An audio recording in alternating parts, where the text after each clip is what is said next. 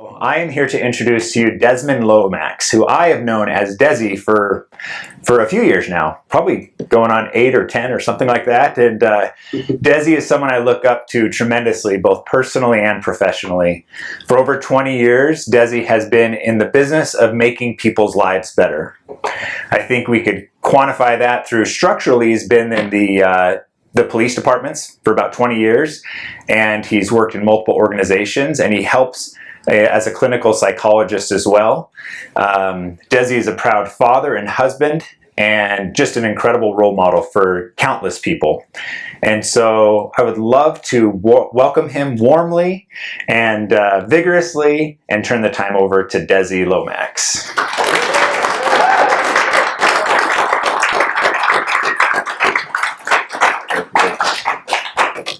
Sharing mics during COVID, you gotta love that. I did get a laugh. Thank you for laughing back there. I appreciate it. I'll be here for another hour or so just keep it up. Thank you. We good? Okay. Desmond Lomax, call me Desi. The topic today is success through connections with others, and I'm going to tell you just a few stories. I have to take this out. I am 6 feet away from everybody. I'll tell you a few stories that talk about success for me. Being here is a success story for me. I met Stephen many years ago. Workout partners. Don't let it fool you. He's strong. Very, very strong, and a neat connection with him and his family and his wife and his children.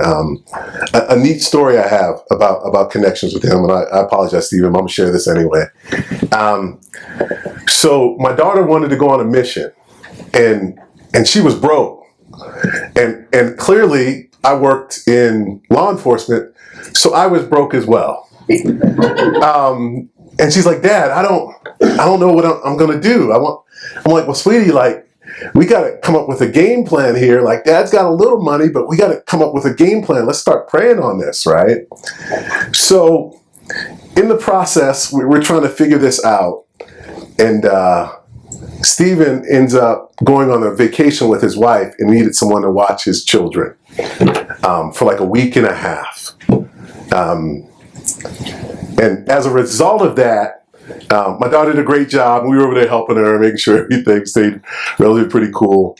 Helped, and then, she was able to do the house sitting, and it helped pay for a portion of her mission. But that wasn't enough for Stephen. He also gave her a tip to help pay for her mission clothes, and was an answer to our prayers. And connections like that are powerful. There's another good friend of mine here by the name of Kenny Parcell. Some of you guys might know him, some of you guys don't. I don't really. If you don't, it's okay. Not missing much. When my wife had cancer, and we were raising money for a stem cell transplant, Kenny was able to jump in and donate some things that were able to help us in a time of difficulty. And how I know them independently of each other, guys. I'm not in the real estate business. Turns out they end up being presidents of this wonderful association.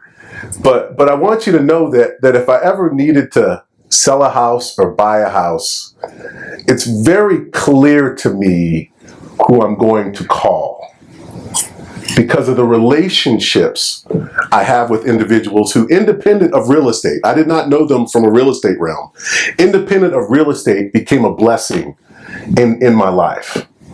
And so today I really want to talk about how can we have successful connections with others, right? We are in a really awkward time, folks. I don't know if you guys notice it. Am I the only one that's it's a little awkward right now. Okay, and currently I work for an organization that works with leadership, and so I work with corporate leadership and governmental leadership, and we talk about the best way to navigate things with an outward mindset, and we really work on implementing that in organizations. And what we've learned is like things get really awkward when things strike in our lives, like this situation we currently have with COVID. And what we find is like all of a sudden there's like disruptors in the field, right? So a current disruptor in real estate, right, is like all of a sudden there's billboards up, all these things. You're driving down the road and you read a billboard. You don't need a real estate agent. You need us, right? There's some challenges that are creating disruptions in the field, right? Like, it's amazing. Like, I can look at a house and now I know I better not put my email there, because if I put my email there, I'm in trouble. Not from people. I like people. But from these emails and these phone calls, these fake, they're just they're generated emails trying to be like real people. I'm like, no, that's a generated email. So now I'm like looking for a house or a condo or something. And I'm going, I don't know. Maybe I should put, I don't know. Right? Maybe, no, I'm not going to do it. I don't want the phone call. Right? We've created these systems, right, where we've automated connections. Our world is depressed, folks. Our world, we're in a world of depression, a world of anxiety. We're in a world where we act like there's such drastic differences between us, but yet we are so much alike, it is ridiculous. Okay? This beautiful tan I received because my family grew up near the equator. Go figure. Right? I'm brown because my ancestors were closer to the equator. Now, I'm guessing some of your ancestors were a little further north or south of the equator. Just a wild guess. But instead of our connections being based upon what part of the, we come from on the earth or the north and south of equators, we put huge implications on the color of people's skin. Huge implications. Outside of the fact that I might tan a little bit better when I go to St. George than you might. That's the only difference. And in some circumstances, that's not even true. But it's amazing how we've created automated connections. We're so quick to create division between us, and we wonder why, as a society, we don't feel healthy. There's this overarching fear that is among society now. Like, what's going to happen? Oh my goodness! Were you guys around when COVID hit and then that earthquake hit like a couple days later? Remember that? That was crazy, right? I'm in line trying to get a generator. Like the next day, I'm like, I'm tired of this. I'm getting me a generator. I'm in line. I'm talking to the dude. What are you doing? He goes, I'm getting a generator. I'm like, what am I? I'm getting a generator. Talk to this other guy. I'm getting it. We're all in line trying to get generators. There are no generators. Then a truck pulled up and there was 4 generators. Like, woo! We each grabbed one. There's 4 lines of people. I'm like, worst case scenario, crank this baby up. We look at Dallas. I've got some clients in Dallas right now. They're like, Desmond, I don't know what to do. I'm like, what's wrong? He goes, it's 5 degrees outside. I'm like, oh, 5 degrees in Dallas is scary. They don't know what to do. They had snow. Now, I'm from the East Coast. You know what happens when it snows in Utah? I stay home until the app shows green on the highway. If the KSL app does not tell me green, I stay home. But most of you Utahns, you guys don't stay home. You get on the road. And so our perceptions, for me, I'm fearful of snow, and for you guys get on skis and ski down it. A lot of perceptions are like, it's going all across our country. And so what I want to talk about today is like how we can be more successful by having meaningful connections and relationships. I gave you 2 examples of 2 people that were presidents. It just so happens they end up being Presidents Association at some point in their careers, but for me, they're dear, dear connected friends. And I want you to think about the current connections you have in your life as real estate agents. Okay? Your most profitable connections I guarantee, are the people that care about you the most. The people that saw something in you and felt connected to you and said, you know what, I like what you did, so I'm going to tell this person.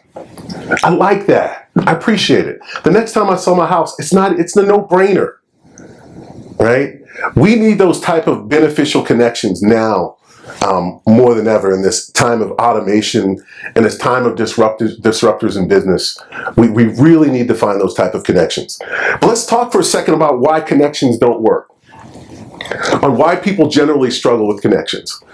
As a therapist, there's something called trauma. Now, when you think about trauma, maybe some of you at the top of your head think about that Lifetime movie where the lady, oh no, she's running away from her husband. That's really traumatic. There's a lot of Lifetime movies like that. The one, the one I'm talking about. But the reality is trauma can be any experience as a little child to an adult that creates some sort of disruption in our life. I've come to people like, some people, I've talked to people that are embarrassed. I'm like, please, don't be embarrassed. Anything that you might think the world sees insignificant as a clinician could be very significant to me. Some people grow up in poverty and then for the rest of their lives, they say never again. And they live with that trauma that drives them out of poverty. Okay. Some people live with trauma that makes it difficult for them to even engage people and say hi. Okay, so what we need to understand in the real estate business is that people come with their stuff, but we have a benefit, right? And it's called the Prairie Dog Effect. Just stay with me. Anybody ever watch these little world shows like the Prairie Dog, and the Prairie Dog pops his head out like, hey, what's up? And then the other Prairie Dog's like, hey, what's going on? I don't know, what are you doing? What are you doing? They kind of do the Prairie Dog thing. And then a predator shows up. And the prairie dog's like, predator. And the other prairie dog is predator. And they all come up out of the hole like, oh, predator. And they just all scatter away, right? Well, as mammals, we have a prairie dog effect that we're often unaware of. It's invisible to us. Like, we literally ooze every day fear, anxiety, anticipation. We ooze it. And as other mammals, we're feeling those things. Anybody have like, this guy, I don't know what it is, but this guy, there's a little something that I can't explain it. Anybody ever do that before? That is your mammal. That's the mammal in you who are picking up typically on some signals, right? Now, when we have trauma, those signals can be all out of whack. We lose our natural and innate ability to connect with people in a holistic way when we have traumatic stuff, which is important as a real estate agent because there is nothing more traumatic than buying or selling a home. That was supposed to be a joke. Man, that's rough. This is a rough crowd. I've only got a few minutes left. You guys will get through it. But no. But for many people, selling and buying a home can be a very traumatic experience. Okay? So you have an advantage. If you do step one, check yourself. Now that you know the prairie dog effect and know that you ooze on to other people, you also have to recognize that there's a difference between saying, hi, how you doing? Good to see you. Welcome to our office. And deep down you're saying, oh, this is my next commission. And the person is feeling, wow, this is kind of, why am I feeling so uncomfortable? I'm sitting down and, okay, oh yeah, I'm trying to sell my house, right? Instead of, hey, come down, sit down, and the person feels, this is about me and what I'm trying to accomplish. It's so important in this business that you ooze the need and desire to be of good worth to someone else. Okay. One of the statements I use in my work, I use it at home, I use it everywhere. This is what I use every day to my beautiful spouse of 23 years. I get on her nerves. She gets on my nerves sometimes too. We call that marriage. Don't let it fool you, folks. It's called marriage. I say this to her, honey, how can I be helpful? And I wait, and I listen. How can I be helpful? What is the desire of people coming into your office? Hey, sit down. Look them dead in the eyes. How can I be helpful? You don't know. You don't know. I've been married to my spouse for 23 years. I don't know what it's going to be every time I say that. Every day I wake up and say, how can I be helpful? I don't know what the response is going to be. I just know that puts me in a better position to do the things I need to do to be successful as a spouse. In my current field, hey, Desmond, I got to call you. I call them, hey, what's going on? How can I be helpful? I don't automatically assume because I'm an executive coach and I do implementation work and, oh, this is what you need me to do and I need to do this and I need to do that. I don't jump ahead. I take the time and slow down and simply say, how can I be helpful? Trauma is something else. I'll tell you a little story, a personal story about trauma. I'm in church. And this lady's telling a story. God bless her. It's not her, it's me. Because you'll understand in a second. And she's like, I couldn't feed my child, and he was really struggling. He's 2, he didn't want to eat his food. So then I prayed and I asked Jesus, and all of a sudden he started eating. Thank you, Jesus. And I had just lost my son to suicide 2 weeks before. Okay? So I'm sitting there and I'm like, why am I here? Why am I here? We're in 2 different realms. We're in 2 different places. This lady's trying to get her 2-year-old food, and I was just like, just Cheerios. And I'm in a situation where my son just passed away, and my whole spiritual experience is now being challenged. We don't understand where people are. Up to this point, you didn't understand where I was. It's so important, particularly in jobs that take relationships and success and the connections. It's so important that we really take the time to slow down and not just listen. Most of the time we listen just enough to get enough information to be dangerous, or listen enough just to get enough information to kind of do the things we feel we need to do. Rarely do we listen to the point where we understand a person fully and we can truly understand what it means to be helpful. Okay? All of our relationships improve. I don't have to give you a prescribed list of behaviors. I don't have to say, do this, and that, and everything will work out. I simply say is that the deeper I come to understand a person, the more likely I'm willing to make the necessary adjustments to be of good help to someone else. Okay? At the heart of your job, what motivates you? What moves you to connect with another individual? If you cannot find that, people have a sense of it. As a mammal, I sense it. If this is the commission I need to pay this and pay that, people sense that. If this is a desire to be helpful, knowing that in the process of being helpful, I'll be successful, you'll have both. And there's no either or in business, folks. Our true desire to be helpful and people connecting with that desire is what leads our success and fulfillment in life. Whether it's work, whether it's family relationships, our desire. Now, we can have all the desire in the world, all the sense in the world, and difficult things can happen. I know. I want you to know that in the process of difficult things, that if I'm engaging my life in a meaningful way and loving people and doing my job in a way in which I am helpful, that it's a lot easier to navigate our lives in a successful way than having difficult things happen in woulda, coulda, shouldas of the world. Okay? Guys, it's a difficult time right now. It can often be a difficult time to form connections when they're telling us to stay 6 feet apart. To connect with people in a meaningful way when the whole world is fearful. And there's people lined up at the gun store to get guns for zombies or I don't know who else. I don't know what they're doing. But there's enough fear generated that we have to represent something bigger, something better in everything we do. And if we don't ooze that, we're going to attach to the very fear that makes it difficult for us to have the type of success that we want to have success. Remember, we've got to check ourselves.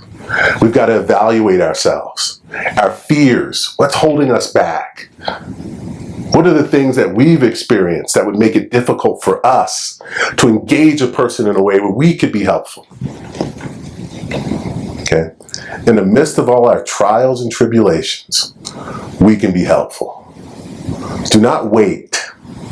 Do not wait for things to get better. Do not wait for COVID to be over.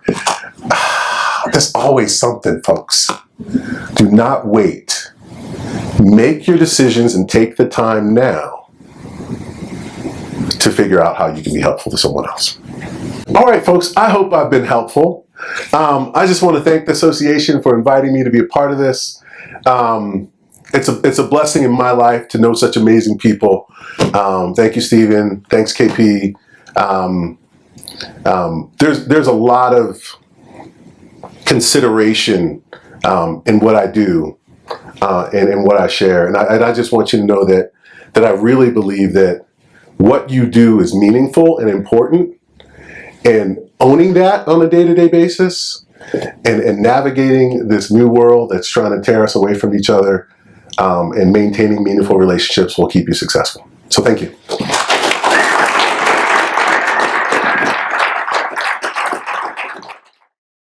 Anybody have questions? Come on. Yes. When you ask your wife in the morning, Sometimes we wait till lunchtime. All the men are listening. Okay. and I've been married 46 years, Okay, 46. I'm halfway there. 23. 38 of it happily. Oh, wonderful. Let's record it. You're going to get in trouble, Bill. But I'm wondering, if I said to my wife in the morning, how can I be helpful? I think at times she'd be mad at me. How? That I didn't anticipate and know what to do. Okay. In other words, suggest to her, hey, if I did this and this, can I help you this morning with this and this and this? Help you. Is that being? No, I feel you, Bill. So Bill's question is, for those that maybe didn't hear it on the recording, was like, my wife kind of anticipates. She wants me to anticipate her every move and think the way, and after 40 years, Bill, you should be on your game. You know what I'm saying? After 40 years, you should be anticipating quite a bit, Bill. I'm just putting it out there. So what do I do? Like, asking my wife, I don't know if that's going to be damaging. I think there's things we naturally have inclinations of, Bill, so keep doing those things after 46 years. But I also believe that to get to a higher level of results, right, we're typically very comfortable with this standard level of results, particularly if we've been successful. Like if I'm a successful real estate agent, right, and I'm doing this a certain way, I'm thinking, no, I'm good. What is Desmond talking about? I'm good. But the reality is, to get a higher level of results, I have to see people more deeply. And the only way to do that is to ask meaningful questions. So in other words, maybe I should say to her, would this be helpful? This be helpful? Absolutely. This be helpful? And she says yes. And then at that point say, is there anything else that Yeah, and Bill, the reason why I say how can I be helpful is because oftentimes my premonition or what I think is helpful is not helpful to my spouse. And so after 23 years, I think it's important for me to ask, to say, in my asking, I say, what I'm saying is I'm not, it's not a behavioral thing, it's a mindset. When I'm looking at my wife and I'm saying, I see you. That's what I'm saying in that response.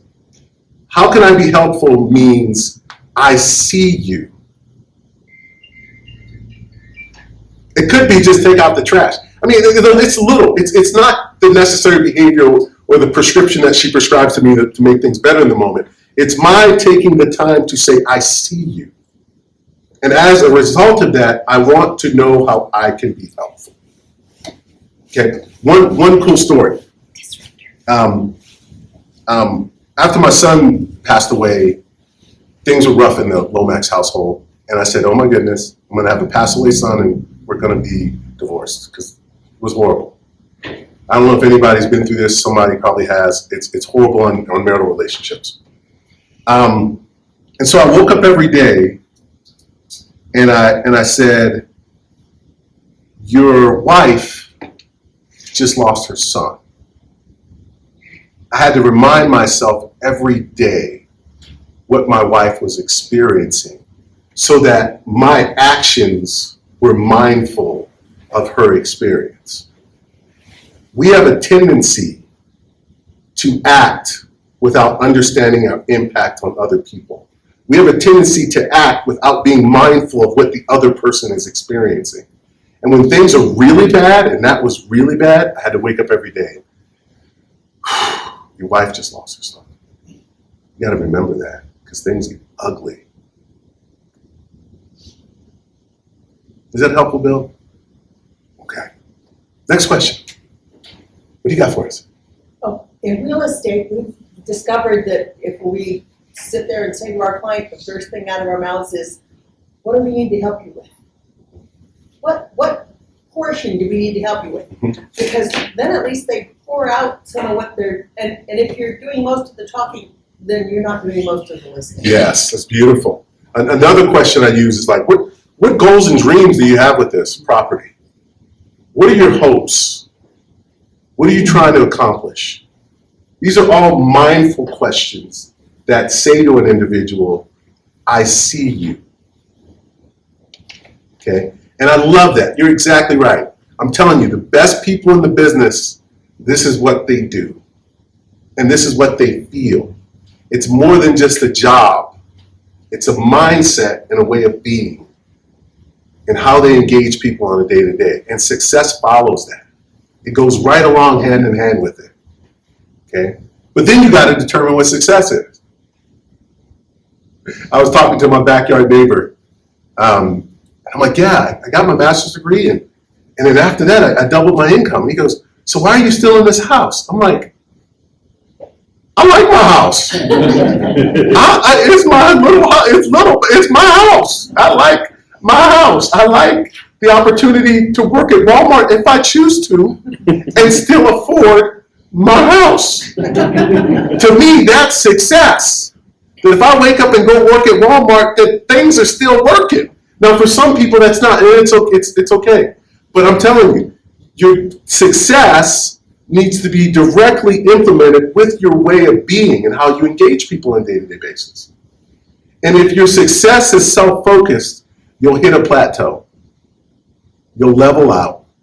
You might even go down. If your success is solely about you and what you're trying to accomplish, you will eventually just do this. And that's just a sign you're not seeing other people the way you need. Good question, good comment. Any other questions? Come on, folks. What else do you have for me? Somebody disagree with me. I'm even good with that. I don't care what you're saying, Desmond. It makes no sense at all. Everything you're saying makes good sense. Oh, bless your heart. Can I take you with me on the way home? This is wonderful. We'll do this again on the road. I love it. I love it. You know, some things I like to add. A lot of times people have learned experiences in different things that you may not understand. It's been very common. Go figure, for some reason, like, people always ask me, so Desmond, what do you think about, like, social justice? What do you think about this or that? You know, I live in Utah. I'm like the only black friend they have. So, you know, I try to be patient. Thank you for laughing up front. I was working on that one. And the reality is oftentimes I'm like, look, there are just certain things that you experience that I won't understand. Certain things I experience that you won't understand. And that's all good. It's all good. What we need to come to understand is that even in the midst of our differences, there's commonality. All of a sudden, we break out in hives because there's differences. Like, oh my goodness. Oh my goodness, Brother Lomax just said this about on Facebook. Yeah, I think differently. It's okay. We still have commonalities in the things we believe. But I find it interesting that we let differences create polarizing things among us. And we ooze that. We're mammals. We ooze that. It doesn't take much for me to spend 5 to 10 minutes with a person. I know exactly how they feel about it. They ooze it. So understand that the way you perceive the world and how you perceive the world, if it's not all encompassing, if it doesn't allow you to appreciate and understand some person more deeply than you have before, you're missing out. One of the cool things is, like, it's amazing how diverse people are, and they have no clue. They have no clue. So when we bring up diversity, you're like, oh, what a world, what a world. Like, the world's going to do it. Well, you're diverse too. Right? And so once we start realizing that all of us bring a level of diversity and richness to our experience, we can appreciate it at a more deeper level. But when we choose not to do that, and somehow I'm better than, I'm missing out. If I walk up and down the street and feel that I'm better than someone else, I'm missing out. And I ooze it. And my business oozes it. And I'll have some success with people that associate with people just like me and think they're better than everybody else too. But with everybody else in it, I won't connect with those people. So our ability to connect is deep and profound, and it takes work for all of us. I do work every day to figure out how to connect with someone who's not like me. It's called living in Utah. Thank you. Thank you for laughing. I was working on that one for a while too. Yes, in the back. So our business is really, we have a lot of rejections. Yes, you have a lot of rejections. And so sometimes it's hard when you put your heart and soul into that relationship that you believe, and then your clients go off the reservation. Do you have any suggestions on how to deal with being able to take something positive from that, or how to adapt and move forward? Rejection. What do we do with rejection and build relationships that turn out into rejection? So these are some things I'd like you to reflect upon. If I have a meaningful connection with someone else, and they choose to, let's say, use a different realtor, and that relationship goes away because they use a different realtor, was that a meaningful relationship to begin with? So that's one thing I want you to say. The next thing is that rejection's a part of the job. So what do I need to make peace with as a realtor? Because if I see a rejection as a direct reflection of me and not the other person's trauma, learned experiences, and the other person's difficulties, if I see them going somewhere else as a direct reflection of me, it's going to be very difficult for me to maintain a high level of success. There's some personal ownership that comes into, this is what I do it very well, and I have this high capacity to be helpful to someone else. And I need to own that, because on occasion there's going to be experiences that challenge that. Can you imagine being a therapist and your son passes away to suicide? Oh my goodness. It's like taking a brick to the proverbial head. I had to dig deep and say, oh my goodness, Desi, like, what did you miss? What didn't you miss? Then I had to stop and say, you're a dad. You talk to him every day. You just wanted what was best for him, and dads see the best in their children. There's things you miss because you weren't Mr. Therapist all the time. And I can make peace with that. So there's an element of this job that you have to make peace with when there's a semblance of rejection. And recognize that rejection has more to do with the experience of another individual than what you're doing on a day-to-day basis. And what you'll learn is that your consistency in the things that you do well and taking ownership of that really changes the terminology of what rejection is. I would even stop using the word rejection and maybe use they chose something different. Rejection is such a hard word. It makes me, I would use maybe they chose a different avenue for reasons I don't understand. But when we use words like rejection, it says something about us that's probably a little too personal, because I'm sure you're an outstanding agent.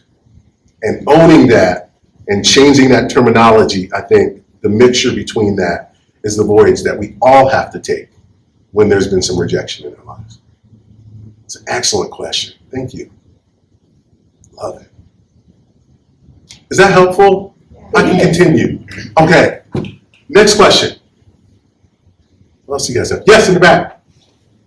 In a world we find ourselves in where people are disagreeing so much and having a hard time disagreeing, what advice would you give to disagreeing better? Yes. Okay. In a world where people are disagreeing and we're struggling with each other's disagreements, what advice I would give? Well, you know what? I've been doing research on this because I've been wanting to drop kick a few people in my life, right? You know, like people say, is that a bit much? Is that recorded? No. But like, there's a part of me that's been really like, oh, I can't believe that person. You know, I've been having this, and I think there's COVID, there's social justice. Anyway, there's a lot of things going on that I've been having a strong emotional response to people's lack of empathy. So this is what I do. I say, look, it's okay if we don't agree, because we're not going to agree with everything. But your lack of empathy, right? Can we have a discussion about that? Because I don't have problems with the disagreeing. What I have problems with is like we're disagreeing about things in which we choose not to see people, where people become objects. And we can disagree, but can we be empathetic? Can we just take a little time and say, can we just understand this person's circumstances before we cast judgment? Can we just show a little bit of empathy? Listen, I don't agree with that. Oh, I don't agree with that. No, that's cool. But can I just take a deep breath and try to understand maybe what that person's experience might be? I think that's the problem. It's not the disagreements that we're really having issues with, because we disagree with each other all the time. What do you want to go eat? I don't know. Let's go here. Oh, we've been there already. Let's go there. Can we go here? You know, we disagree all the time as a society. What we lack is empathy. That's what technology has given us, a lack of empathy. And so I'm saying really, bring empathy back to your jobs. Don't let technology take away empathetic reasoning and skills that you need as a real estate agent.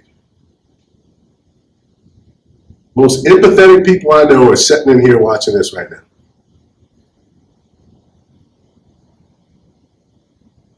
Does that make sense? Okay, excellent question. Ooh, that was a rough one. I'm struggling with that one. I have to do research on that one, do my own personal work. And if you haven't noticed, guys, I do my own personal work. With rejection, with all of these type of things, if you don't do your own personal work, it's very difficult to stand up in front of people because you'll have a sense of whether I've done my work or not. You get a sense. Is that crazy? It's the truth. Next question. Yes? So I was curious with your wife. I've just recently reread and did a test on the 5 love languages. Uh-huh. So is your wife's high language service? And is that why you're asking her every day, what can I do? Yes, so love languages, 5 love languages, that's great. Yes, my wife is definitely a show me person. You can tell me you love me all day, but if you do the dishes, I'll feel love. So I got a really good dishwasher. I want you guys to think about that. The best way to love people is be smart about it. My wife loves working out. I can't stand it. So I work out with her certain times of the week so I can recuperate in the other times of the week. I don't love her enough to work out every day with her. It's not healthy for me. I'll be dead. Someone's got to feed the family. So we compromise. Her love language is please do the dishes. I bought a good dishwasher. Her love language is pick the kids up from school. I'm happy to do that. Right? And so I think the reality is that sometimes we look at the challenges that we face in our relationships, and what we see is that hard R word that she was using back there. We see the potential of rejection in all of our relationships. Okay? And if you see the potential of rejection in all of your relationships, that means you're really struggling with self-rejection. And folks, we live in a society where we have to look and be perfect. Thank God Men's Warehouse had this jacket on sale. Right? Because I look a bit better with it than what I did. I need to look a certain way today. Right? And it came through. But the reality is, and I'm teasing, I'm telling the truth, but I'm also teasing. But the reality is that many of us live in an area, in a realm, and in a place where we have to look a certain way, be a certain way, things have to be a certain way, and then your son passes away. Things will never look the same. Right? And you have to own that. And you have to be okay with that. And you stop worrying about how you're perceived anymore. And you're more concerned about who you need to love. It's this perception of what we need to be that is hijacking our capacity to engage and love people more meaningfully. It's just hurting us bad. We're too busy checking spiritual boxes when we should be out loving people more wholeheartedly. Get out of the checking boxes, folks. Just love somebody. Figure out how you can be helpful. You'll sleep better at night. Your body is engaged. Literally, your body is a service machine. It's literally designed for you to seek people out and to love people. We were raised in tribes and we grew up together in groups. And the more we do that, the more healthier we feel as individuals. So I think there's some deep things in how we feel we need to be perceived that's hijacking our capacity to truly feel connected to people. Is that helpful? Does that make sense? Okay. Question over here. Yeah. Do you think you could speak just for a minute to the issue of, because it seems like in all of these issues about relationships, whether it's initiating a new one or maintaining a long relationship, what role do you think that fear of intimacy plays in that? Oh, How boy. can we, as individuals, besides sincerity, I know, right, try to mitigate that and to really convey our sincerity and truly, genuinely, I want to help you. I want to be a blessing in your life. I'm not here to just take your money or no, you're not a dollar sign to me. That's beautiful. So let me repeat. So what he's saying is, how does fear play into this capacity of us of loving and engaging other people? Is that summarizing it pretty good? Okay. I would say that like our one of our biggest hiccups is the potential of failure. And I think we have to become very comfortable, whether it's business or in our personal relationships, with failure. I went to Larry H. Miller. He bought a building for law enforcement. God bless that man. And I go in the building, and he's got a quote up on the wall. Failure is the next step to success. I'm like, what in the world? This is why this man made money and I'm broke. Right? Because up to that point in my life, I allowed failure to hijack me. I took it as a personal affront instead of a capacity to help me grow and learn. So I started talking to business people and people I was very close with that were very successful. I'm like, I don't understand Larry H. Miller. What is he talking about? He goes, Lomax, and our saying is we fail fast moving forward. I'm like, okay, check. So I'm getting all of these different business concepts. And in a psychological world, what we simply say is it is perfectly okay to not be okay. It is perfectly okay to love without expectation. When we have fear, we're loving with some sort of expectation that things are supposed to be a certain way when I behave a certain way. When I show love, then everything should come to me and the butterflies fly around. I know you for once upon a... You guys know, you feel me? like love comes with this beautiful package and gorgeous horses and all these type of things and no failure.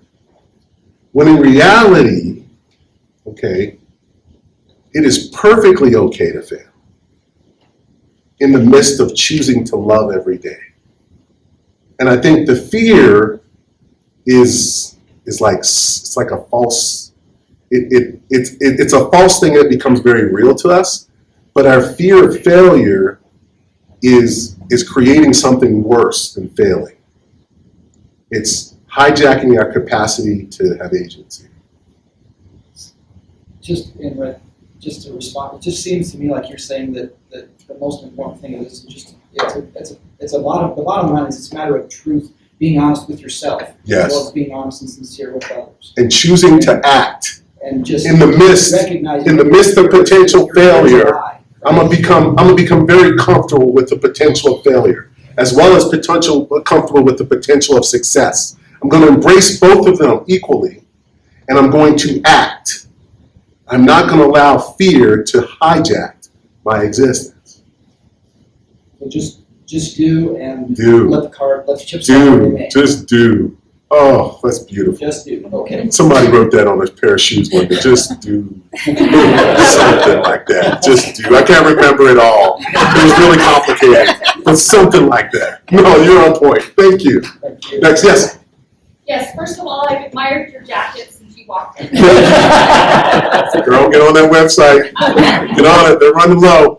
I appreciate your message because the last couple of weeks, I've just dealt with one of my most difficult clients over my whole career. It was an older gentleman who was very analytical, very rude to everybody we encountered, including the builder that we worked with, and canceled contracts left and right after I wrote them, wasted a lot of my time. And I was able to talk to my broker as well as my husband to help me keep my cool when I was with him or communicating with him.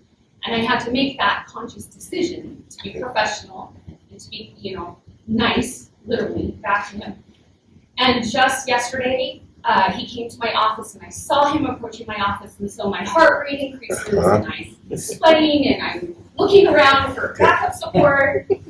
And he wanted to just take a minute and come into my office, and he was retrieving his earnest money check. So he's canceling the contract, he's taking back his check. What? No, you can't take that check back. No. So They can do that? he sat down and he said, Kimberly, I'd like to talk to you for a minute. And I said, okay. And he said, I am sorry that I've been so difficult to work with.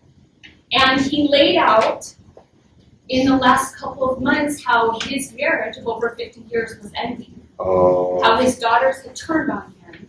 How this, that, and the other, and this hardworking man who set a life out for his family has now been stripped out from underneath him. And my heart did soften, as I was listening to him. And no, I'm not going to get a commission from it. But he looked at me and said, I'm not going to take up any more of your time. You have definitely earned more commission than any realtor I've ever met, but I just had to come in and tell you. And he started crying. Thank you for being kind. Oh, boy. And then he left. And So- so I sat there for quite a while, just realizing the lesson that I can talk. Because I certainly could have chosen different. All right, Kimberly just gave the best story ever. Just know that it was a really good story. I'm going to summarize. Kimberly had this really hard client. She wanted to drop kick him. He came in, took his earnest money back, and she was like, oh my goodness, after all of this? Turns out his relationships were falling apart. The people he loved most rejected him, and he thanked Kimberly for her kindness. Okay, we don't know. We don't know. What I've learned, Kimberly, to add to that is and I've told this to my kids tons of times, people who are good with themselves are really good being good with other people. So the fact that this person is generally struggling with you is a sign that all is not well. Okay, and so what we teach in therapy and in psychology is I need to have an emotional break, a healthy boundary between who I am as a real estate agent and who I am as a person. Because I cannot allow the business elements of my life that are not going well to be a direct assault on who I am as a human being. And so when things are really hard, and Kimberly gave an example of really hard, I really have to take my time, even write it down sometimes, Kimberly. Write it down and say, these are the things that are bothering me. These are the things that are hard. Why? Why are they so hard? Why is it so personal to me in this moment? And sometimes writing that down allows me to get that emotional separation I need to allow that prefrontal cortex, that decision-making system, to start working again. It's a great story. Thank you. Wish we could just get in a big circle and hold. Oh, we can't hold hands. Never mind. Okay, one more question because we're coming up on the hour. Anybody have another question? Yes, Bill.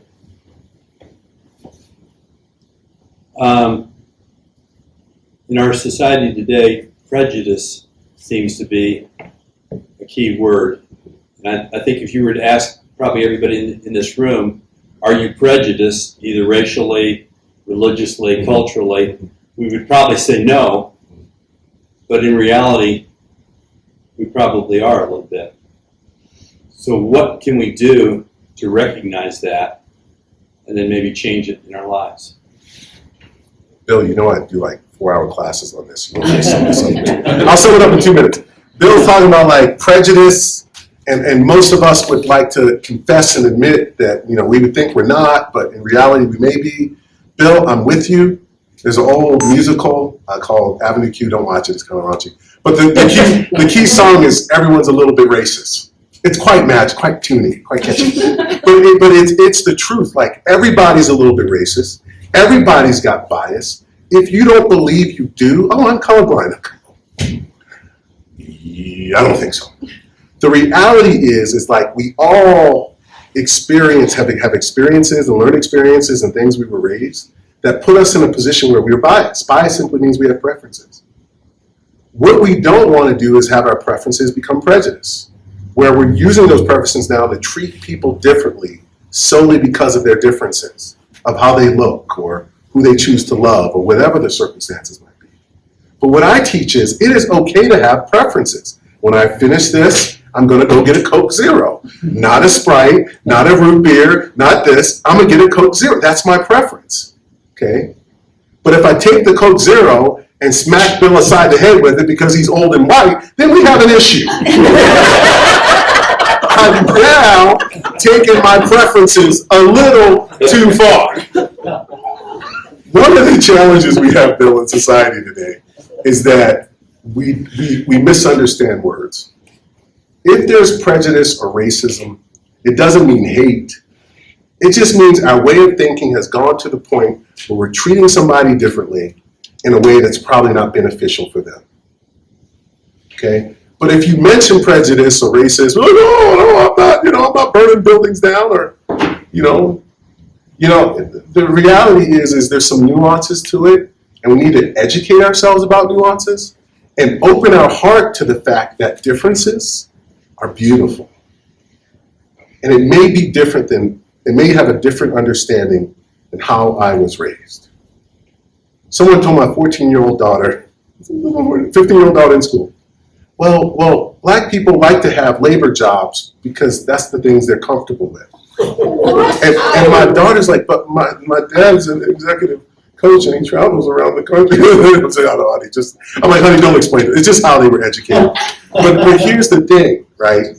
If our beliefs are educating our children in a way in which they're engaging their friends, this wasn't even an enemy. This was a friend who just had this way of thinking. And there's those things we can clean up, folks.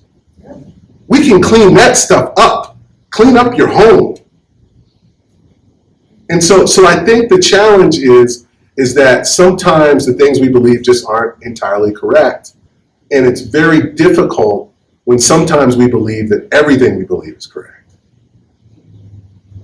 And if my experience is the majority experience and I have more people agreeing with me in my correctness, it makes it even more difficult for people that may have a different experience. And that's all it is.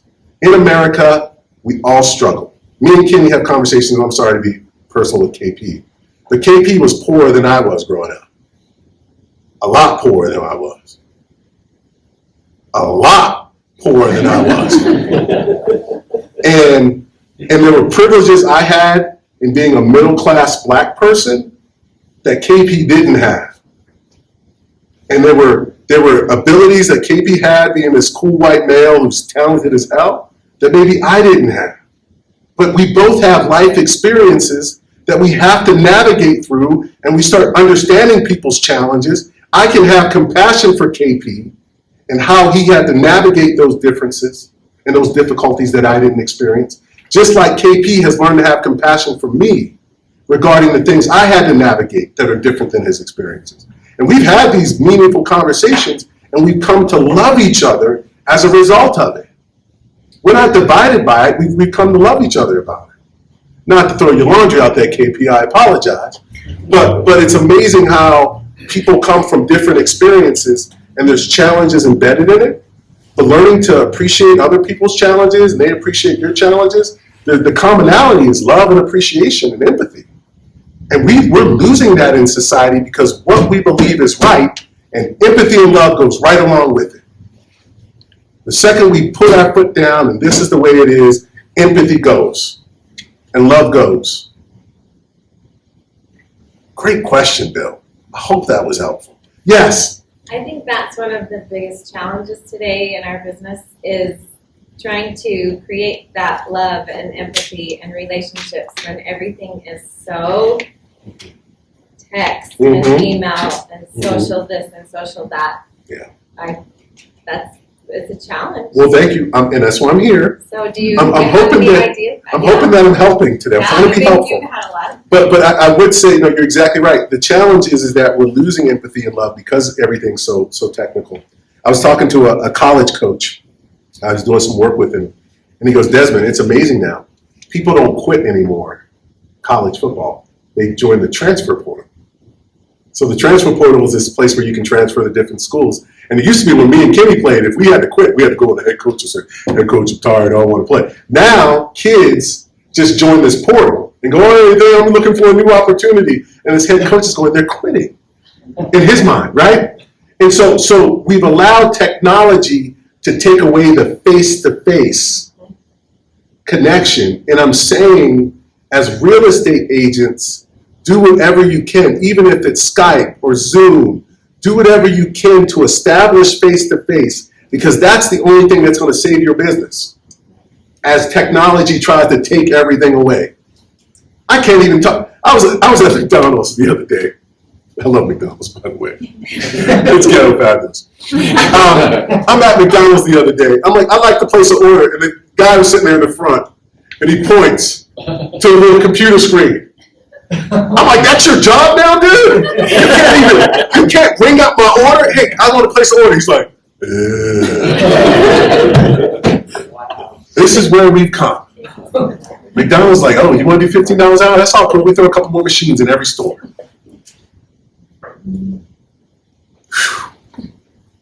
Grocery stores.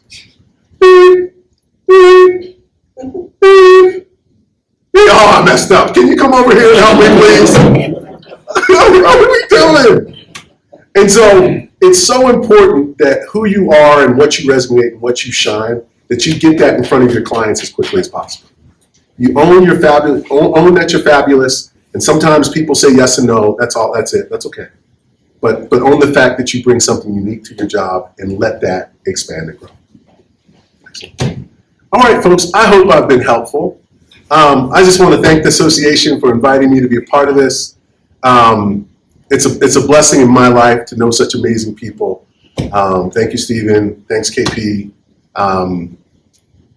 There's a lot of consideration in what I do and in what I share, and I just want you to know that I really believe that what you do is meaningful and important, and owning that on a day-to-day basis and navigating this new world that's trying to tear us away from each other and maintaining meaningful relationships will keep you successful. So thank you.